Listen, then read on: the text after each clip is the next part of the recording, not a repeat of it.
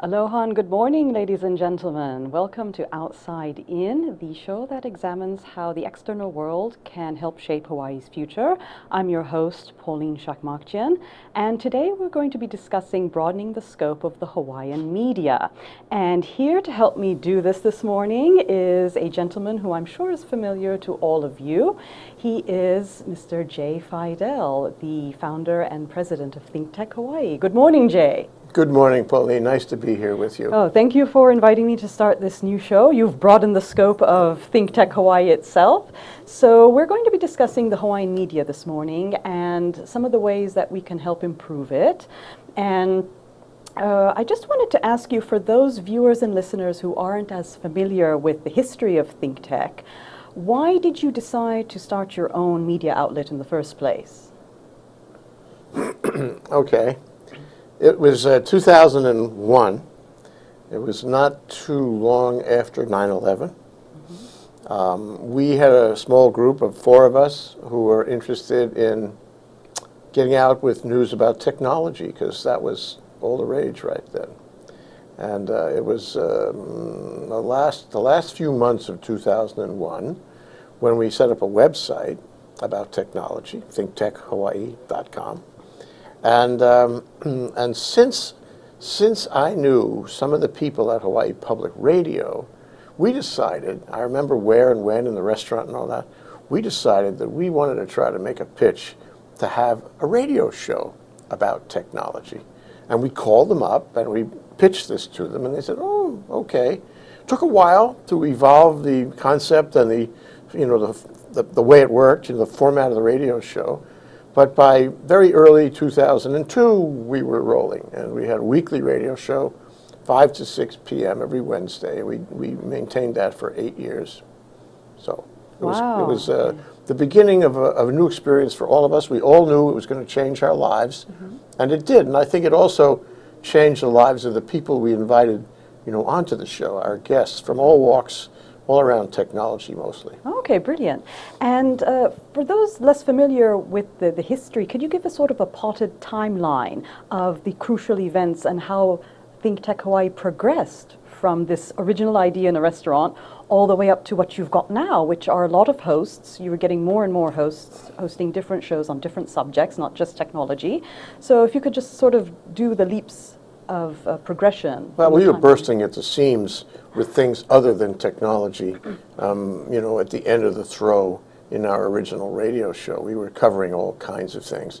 And we had the ability to connect things up with technology, because you always can somehow.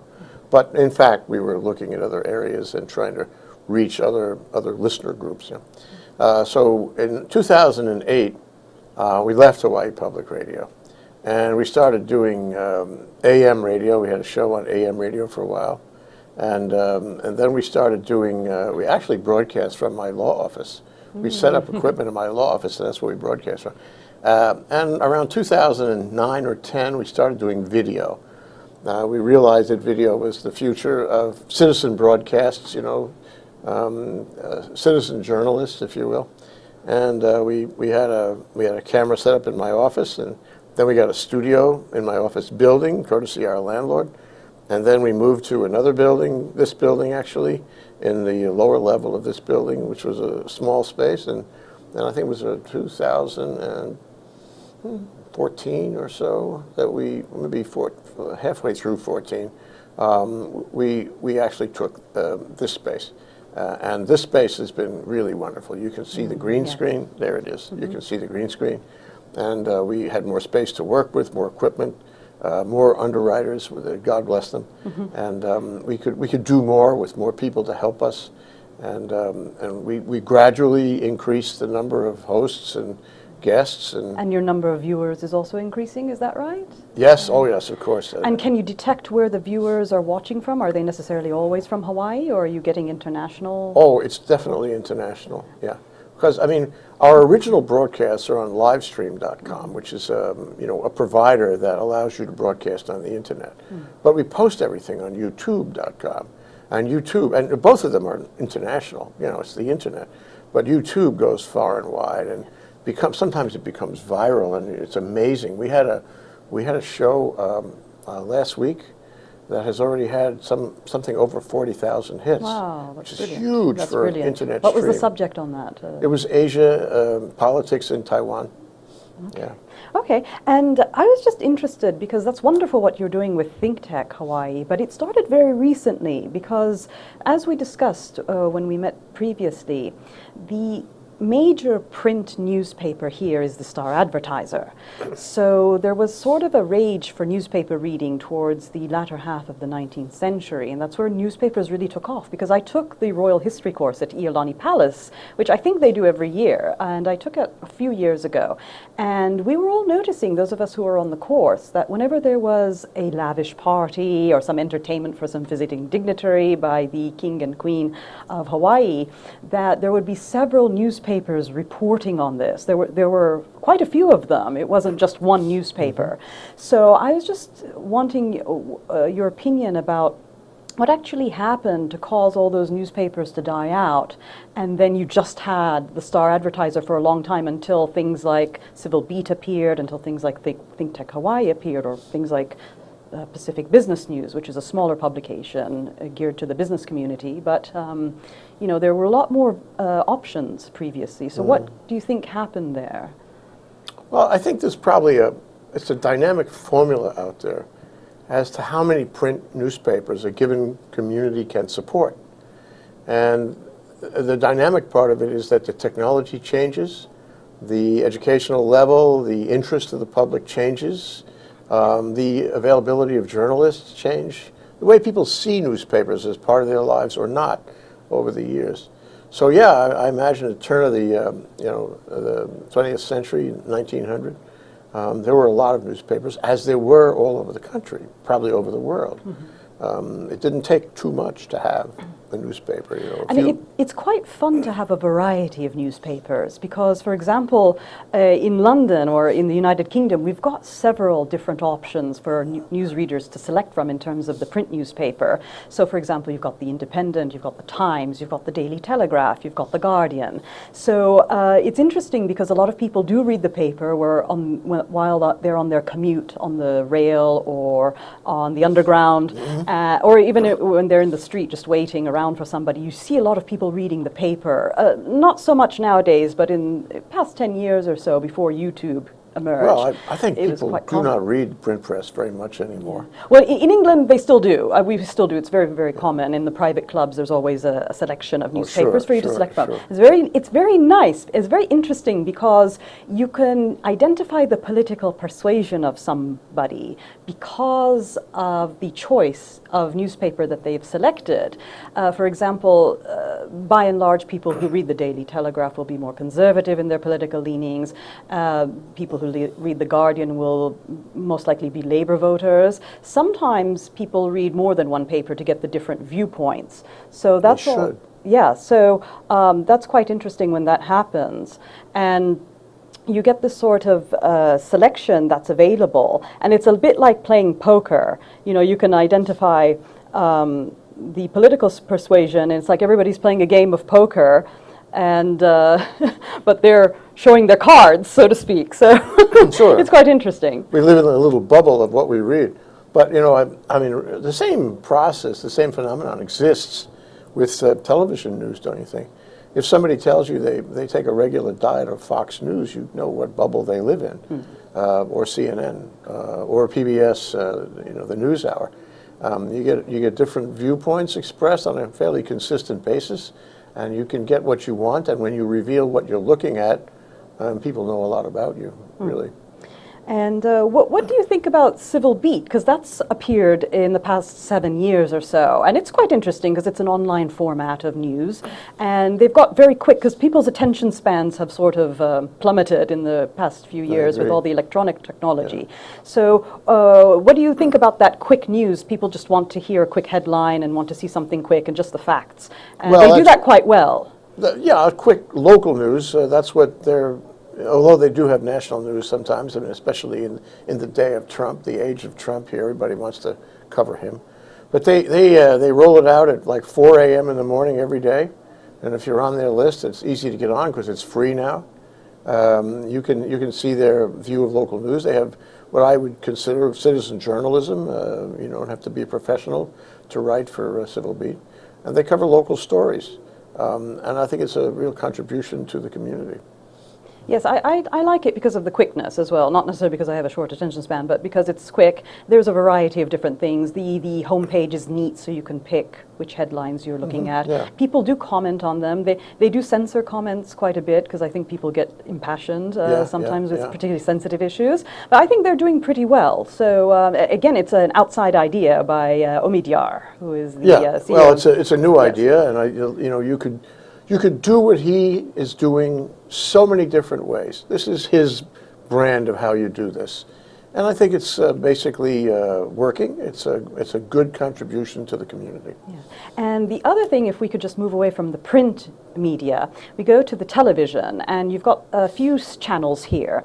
And I remember you told me when we first met that you had sat on the board of one particular news channel. I was just a member of an advisory group. Okay, so you were a member of the advisory group, and you had suggested making the Hawaiian news a little bit more international. For example, Australia is an excellent example of a country that has a variety of news from different countries. So I was doing one of my lecture tours in Australia last year, and I had a weekend off in Sydney, which is a fantastic city. A lovely way to spend a weekend. Yes, and I had a little break, and I was looking at their television, and they reported on the American elections when that was going on. They were talking about Cameron in the run-up to the Brexit vote. This was around March, same time around last year. And they also reported on the adorable little new species of octopus that was found deep in the Hawaiian waters, which I think ThinkTech did do a show about here. So it's that adorable little lilac-colored, ghost-like octopus with the little beady black eyes that they called Casper because of its ghost-like appearance. And every hour on the hour, they were talking about all these serious things with Brexit and the American elections. And then you had this octopus appearing from Hawaii. I said, oh, that's very sweet of them to report on the Hawaiian news as well. So wouldn't it be interesting, for example, if the Hawaiian news channels talked about Australia a bit, so we know about our Pacific neighbors I agree more? with you absolutely, Pauline. That's what we should be doing. But, you know, it's the old question of, can a given community, afford, can it support news like that? And I think from a business point of view, the answer is no. We don't. We have 3 channels that cover the news here.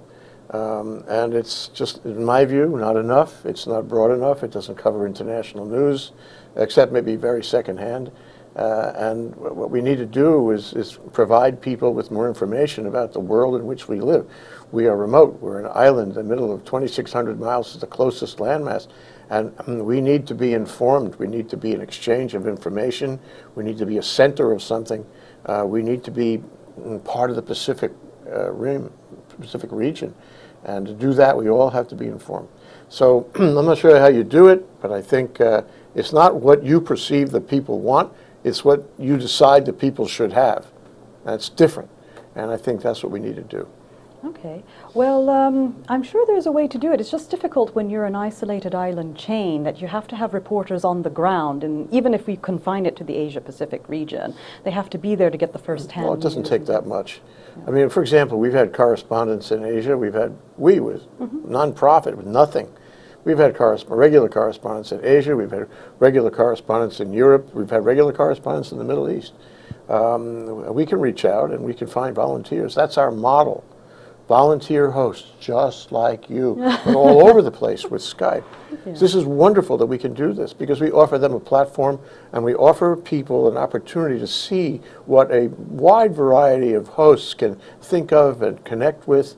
Gee whiz. And we don't censor them in any way. They can talk about whatever they want. Within reason, yes. Within reason, yeah. And speaking of which, the only time I have to silence a guest is when we have to take a break. So we will be right back after this short break. Aloha, this is Keli'i Akina with the weekly E Hana Kako. Let's Work Together program on the ThinkTech Hawaii Broadcast Network, Mondays at 2 o'clock p.m. Movers and shakers and great ideas. Join us. We'll see you then. Aloha. Aloha and Happy New Year. It's 2017. Please keep up with me on Power Up Hawaii, where Hawaii comes together to talk about a clean and just energy future. Please join me on Tuesdays at 1 o'clock. Mahalo. My name is Mark Shklov, and I'm the host of Law Across the Sea. And Law Across the Sea is a program that brings attorneys who have traveled across the sea and live in Hawaii or are staying in Hawaii for a time, to talk about their travels, where they're from, where they're going, and bring it all together, because really we're all connected some way, although we travel across the sea. So I hope that you'll tune in and watch our program. Thank you very much. Welcome back, ladies and gentlemen, and after that short break, we're going to now get into some satire. This is the comical version of the media that we want to explore, because I just wanted to ask you, Jay, when we meet sometimes, one of your pet peeves about society in general, and perhaps the method of communication, the media, is that things are being dumbed down. You get the sense that things are being dumbed down, and if it makes you feel any better, actually, for a very long time, for thousands of years since recorded history, I mean, most people have been dumb, been in a kind of unconscious state. And it's only in the past really 200 years that, you know, the masses have had this semi-consciousness arise. And that comes from more print, more news, more communication outlets being made available to larger numbers of people. So are you a little bit more optimistic when you hear something like that, even though for a long period of time there was this nothing? Oh, I'm not optimistic. Sorry. I mean, I'm optimistic. I believe that humankind is perfectible ultimately, but right now I'm not particularly optimistic. I feel that people are not getting enough news. They're not well educated about the things that matter. And worse, you know, it's the old thing about the fish. Don't give a man a fish. Tell him how to fish so he can catch his own fish. And that means critical thinking. And we have to, you know, teach and focus on critical thinking, especially in the world of the internet, where you get disparate sources. You do get fake news, you get silly news, you get good news that's distracting, and if you don't watch out, you become ignorant. A lot of people get confused. We cannot afford that. We need to be intelligent voters, and look what happened in the last election. It's the barometer. Yeah, it's interesting, the last election, something new, something different, so we'll have to wait and see what becomes of it. But do you we find... already know what becomes of it. Sorry. Don't hold your breath, Jay. Let's wait and see. And so do you think small island communities like Hawaii, particularly those that are very isolated in the middle of an ocean, they suffer from brain drain a lot of the time? So do you think if there was more news, better analytical news here, that it would draw the people who leave Hawaii, get them to come back more? Would communication be one of the things that would induce people to take a greater interest in Hawaii? What do you think about that? Well, I think it's possible. I think we need to focus on it. Last night I attended the annual Board of Governors meeting of the Pacific Forum, CSIS, if you know about that. Yes. And there were 500-600 people there who I consider all well engaged and well aware of international events as they affect the Pacific Rim and Hawaii, and I think that's what we've got to do. 500 or 600 people is not nearly enough. The whole state should be aware of these things. We live in that world, and our future is dependent on understanding that world. So I'm impatient about people, A, learning about that, understanding how important it is, and using critical thinking to discern the wheat from the chaff. Yes. So one of the ways that European communities sometimes deal with this problem is to develop satirical press. So because comedy sometimes works. If you make fun of something, people will become more engaged with the subject. Look at Saturday Night Live. Yes, that's why not only Saturday Night Live, but the Italian politician, for example, is very popular in Italy, and he's a professional comedian. So if you make fun of something, if you look at, one of my favorite comedians is George Carlin, and sadly he died way too young, and he's no longer with us. But if you look at his later work as he aged, it got very serious and political, actually. And we live in a society where everything is more casual, it's more relaxed. It wasn't serious like it was 2,000, 3,000 years ago. Because if you remove George Carlin's clothes and put him in a toga, he'd look almost like a Greek philosopher or a Roman senator or something like that. And he has to do it through comedy because people want to be entertained now. They don't want to think necessarily. It's too much work.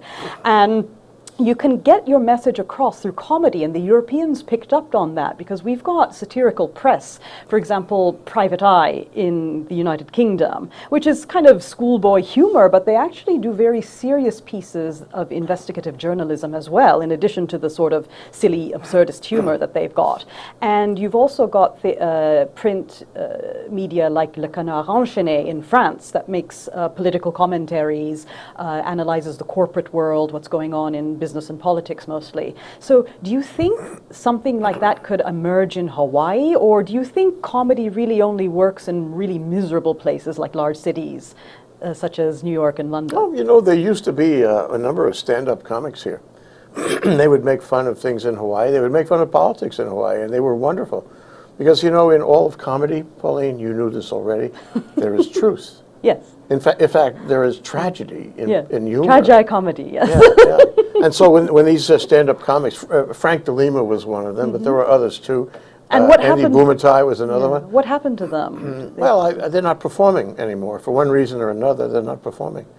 They're doing, one of them does tech, Andy Bumatai does tech, and Frank DeLima does television ads for taxi cabs and the like. Right. Maybe he does stand-up somewhere, but I haven't seen it. Has there been any attempt in Hawaii to do any sort of news media in the form of print or YouTube videos or something like ThinkTech, but on a satirical scale, on a sort of comedic scale? No. Do you think that's a good idea here? Because everybody has a more relaxed attitude in Hawaii in general. So you if know, you one try of the to problems about, say, Frank DeLima, is that a lot of his humor was based on the melting pot on the plantation and comparing, contrasting racial cultures in Hawaii, and there's a lot of fun there, but it became, not originally, but it became politically incorrect. So, you know, there was the problem of criticism over the jokes he was making. Yeah, I had heard that that's commonplace in Hawaii because everybody's mixed here. You know, you have people whose one parent is Korean, the other is Japanese, one is Chinese, the other is Hawaiian. So everybody kind of takes that very lightly here. That's what I was told. Well, they do, but, you know, I think the whole notion of political correctness has entered. It's hard to make in public, in the media, a joke that's not politically correct, and a racial joke is not usually politically correct. It's funny, people like it, I like it, but you can't do that on a regular basis in the media. And that's probably one of the principles of ThinkTech Hawaii, for example. You don't want any shrill commentary or rude, anything that offends somebody else. So we try to keep it polite. But at the same time, you can strike a balance in making it a little bit provocative, right? So you can get more viewers and more discussion going on a particular issue. I don't think we seek provocative, and I don't think we seek politically correct or not politically correct. What we seek is the truth. What we seek is candor. What we seek is people telling honestly how they feel about something. And we achieve that in many cases, in many ways, with many hosts and guests. And that's tremendously valuable. It's a contribution also. So I would say, you know, if we were out to entertain, specifically entertain, I wouldn't feel the same way about it. I just want people to tell the truth. Okay, brilliant. And can they handle the truth? That's right. No, that's the question. So just on a final note, I want to discuss what you think is the future of Hawaiian media. There are some sources that predict that within the next 10 years, in about 2028 or so, newspapers will be obsolete. Everybody will be getting their news from some sort of electronic resource, or something like in Elysium where we can download news automatically into our brains, or something like that. Because the technology, see, everybody gets frightened by that, but you know that the military are 50 years ahead in terms of technology over everybody else. It's like the internet. The internet was originally a military project, and then we get the sort of bones that they throw.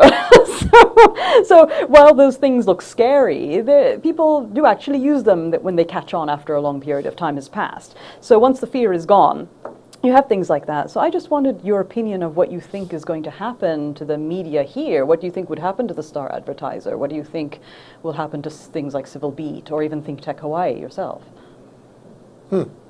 That's an interesting question, Pauline. Well, I think of Brave New World and what was the other one? Brave New World and 1984. 1984, yeah, Newsweek. exactly. I think of a futuristic situation where there's somebody, Big Brother is up there manipulating the news. And I think we're tending to that. I mean, the original news is only from a very few sources, and a lot of news is, it's questionable whether there's an agenda there trying to pitch you a certain way of thinking.